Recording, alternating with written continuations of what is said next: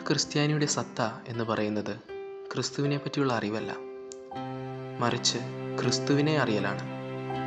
ക്രിസ്തുവിനെ അറിയുവാനായി നമുക്കുള്ള ജ്ഞാനം ഒന്നുകൊണ്ട് മാത്രമാവില്ല, അതിന് ദൈവത്തിൻ്റെ സ്വർഗീയ കൃപയും കൂടിയേ തീരും.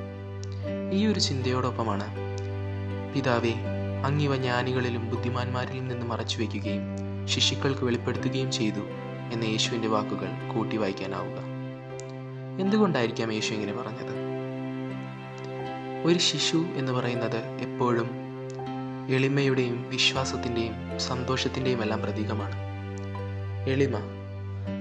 നാം എപ്പോഴും അധികാരവും അല്ലെങ്കിൽ കുറെ പഠിപ്പും അറിവും വന്നു കഴിയുമ്പോൾ എപ്പോഴും അഹങ്കരിക്കാറുണ്ട്. ഈ അഹങ്കാരം നമ്മെ ദൈവത്തിൽ നിന്ന് അകറ്റുന്നു. ദൈവത്തിന് നമ്മളിൽ ഇടപെടാനും നമ്മോട് കൂടുതൽ അടുക്കുവാനും നമുക്ക് ദൈവത്തെ അറിയുവാനും എന്നും എളിമ എന്ന പുണ്യം ആവശ്യമുണ്ട്. അതിനാലാണ് ക്രിസ്തു ഇങ്ങനെ പറയുന്നത്.